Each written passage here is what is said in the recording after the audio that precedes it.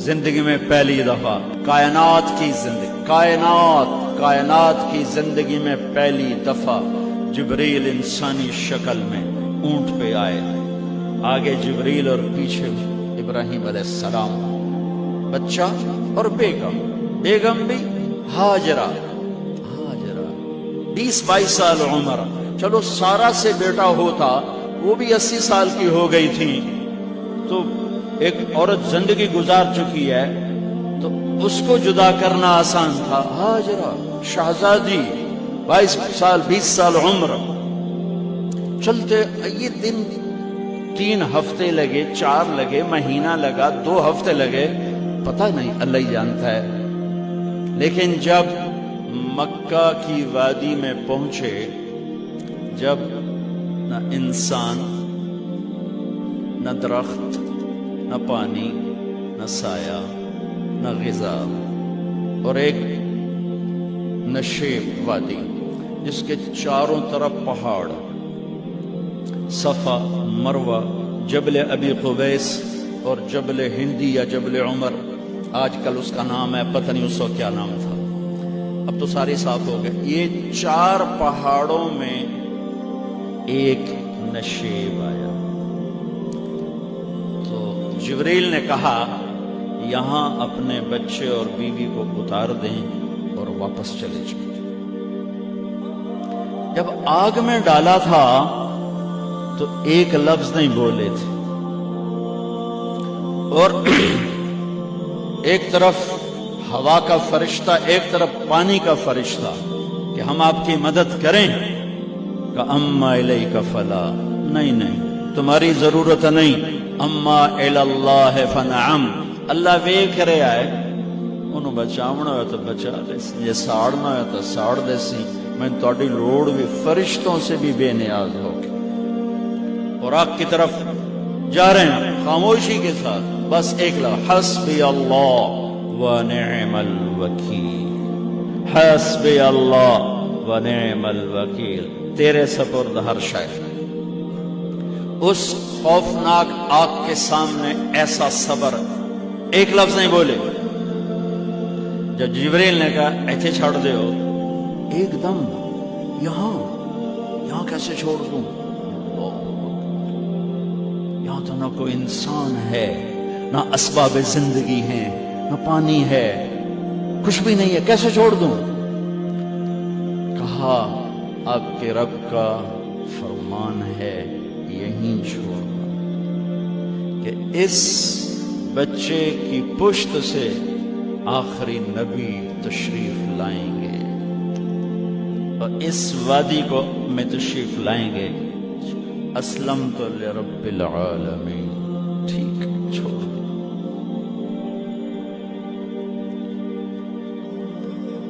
ہاجرہ تو نبی نہیں ہے نا، ہاجرہ تو شہزادی ہے، تو جب واپس مڑے وہ حیران ہو گئی، یہ کیا کر رہا، تو انہوں نے پوچھنا شروع کیا، اب کیا مجھے کیوں چھوڑ کے جا رہا؟ امر، خاموش، جواب نہیں دینا۔ بچہ گود میں ہے، تصور کرو 4000 سال پہلے دا مکہ میں کیویں وکھائی، میں آپ نہیں ویکھ سکتا، تو انہوں کیویں وکھائی؟ کالے پہاڑ، انسان نہیں، ہوا کی سنسناہٹ، دھوپ کی تپش، پہاڑ کی آگ، پتہ نہیں کون سا مہینہ تھا، اللہ ہی جانے، اور وہ جاری ہیں ساتھ ساتھ۔ کیوں؟ میرا قصور کی ہے، میں نے چھڑیا کیوں گئی، جاندہ کدے پہ ہیں، کوئی غلطہ دس۔ چلتے چلتے کدئی پہنچے، کدئی کوئی 3 میل، تو ہاجرہ کو خیال آیا یہ اللہ کے نبی ہیں، کوئی کتوں نہ گل آئی ہو، تو 3 میل کے بعد اللہ امرک، کیا یہ اللہ نے کہا ہے کہ میں نے اتنے چھاڑ دے تو میرے پتر نو؟ اللہ کیا ہے؟ تو ابراہیم علیہ السلام نے سر ہلایا، کہ اذن لن یضیعنا اللہ۔ ایک اور ہاجرہ نے جنم لیا، پہلے ایک ماں بن کے سوچ رہی تھی، بیوی بن کے سوچ رہی تھی، اب وہ ایک مومنہ بن کے سوچ ابھری، ایمان والی بن کے سوچ ابھری۔ اچھا جاؤ، جس رب نے کہا ہے وہ رب مجھے ضائع بھی نہیں کرے گا۔ میں جب تصور کرتا ہوں میری آنکھوں کے بند ٹوٹ جاتے ہیں کہ اس نے خامد کو جاتے ہوئے کیسے دیکھا ہوگا۔ پیچھا پھینکے تک کوئی نہیں، جتنے اس جاتے بہ جاؤں گے، کوئی چار بندے بھی کوئی نہیں، چلو پردیسی صحیح، عزت دا زمانہ آئی، ہر ایک دی بیٹی نو بیٹی سمجھا جاندہ آئی، پیچھے کوئی نہیں ہے،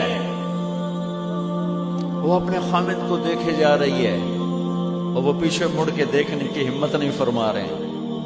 جب وہ چلتے چلتے پہاڑ کی چوٹی سے نیچے اترے، پھر وہ بوجھل قدموں سے واپس ہوئی۔ میں الفاظ کہاں سے لاؤں کہ اس چال میں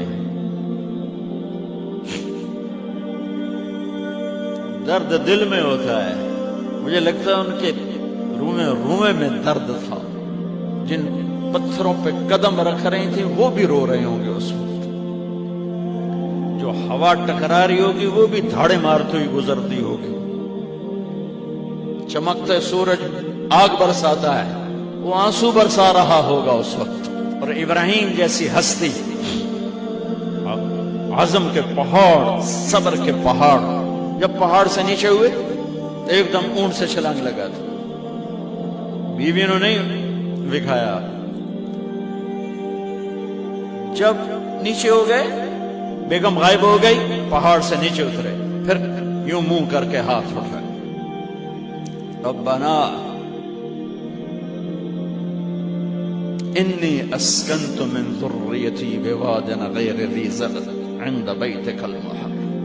میرے رب تو میں نے امر کیتا ایتھے چھڑ، اے جنگل، نہ بندہ نہ پرند، میں چھڑ کے اے جاندہ پیا، اسلمت لرب العالمین۔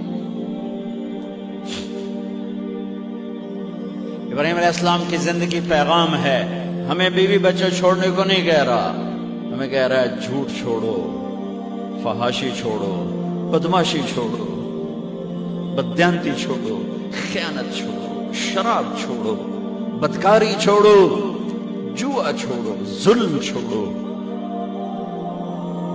ہم سے یہ مطالبہ، چھوٹا جا مطالبہ ہے۔ ابراہیم کے آگے تو دو بیویاں اور بیٹھی تھیں، ایک سارا، ایک مدین کی ماں، دو بیویاں، فلسطین کی بستی آباد، سرسبز۔ ہاجرہ کے پاس کیا تھا؟ کالے پہاڑ، پانی بھی کوئی نہیں ہے۔ مجھے خیال آتا جب رات آئی ہوگی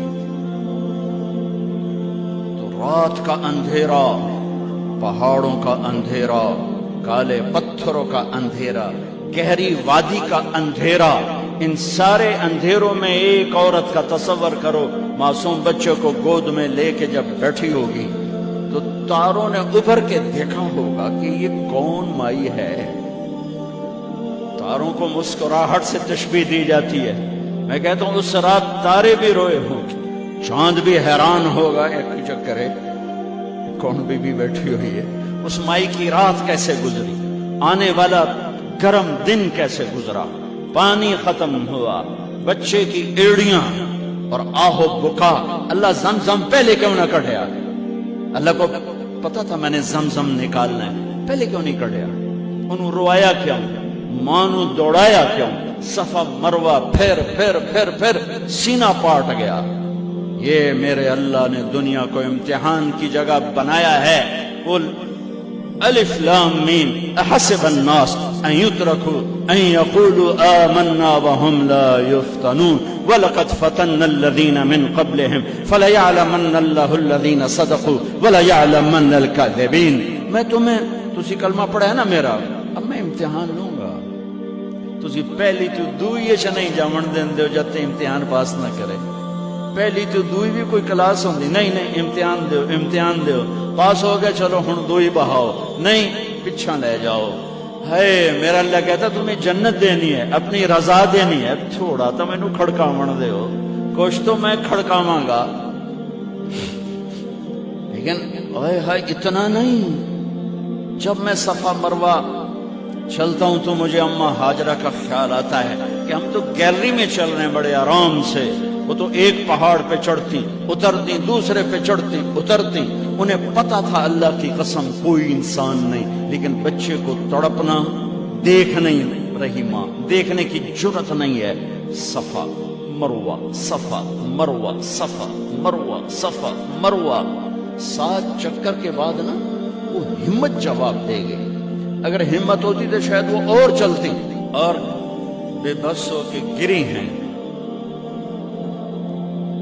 اور آخری نظر بیٹے کو دیکھنا چاہا کہ میں ایتھے مر جاواں او اتھے مر جاواں، نہ او میرا مرنا ویکھے نہ میں او دا مرنا ویکھے۔ جس امت کی بنیاد اتنی بڑی قربانی پر ہو، وہ امت کہے سود کے بغیر گزارا نہیں، جھوٹ کے بغیر گزارا۔ سارے بازار کے تاجروں سے پوچھو، کہتے ہیں جھوٹ کے بغیر دکانداری۔ سارے میں وکیلوں کو کیا کہوں، قانون ہی کالا ہے، وہ کہتے ہیں جھوٹ کے بغیر کیس نہیں۔ سیاستدانوں سے پوچھو، جھوٹ کے بغیر سیاست نہیں۔ کہاں سے لائے ہو یہ علم؟ کس کو جھٹلا رہے ہو؟ اپنے نبی کو؟ کون سے پیمانے بنا دیے تم نے؟ تو کلمہ توحید و رسالت کے، عشق رسول کے کون سے پیمانے بنائے ہیں؟ میرے نبی نے فرمایا میرا امتی ہر گناہ کر سکتا ہے، ایک جھوٹ کبھی نہیں بولے گا، ایک دھوکہ کبھی نہیں دے گا۔ سارا پاکستان جھوٹ اور دھوکے کا گٹر بن گیا ہے۔ بازار، شہر، دیہات، منڈیاں، فیکٹریاں، وزارتیں، صدارتیں، دفاتر، عدالتیں، جس ملک کی عدالت ظلم و ستم پر اٹھ رہے ہو، میں کتھے جا کے ہنج کٹوں، کتھے جا کے ٹکر مارا؟ یہ ہاجرہ کا قصہ اس لیے ہے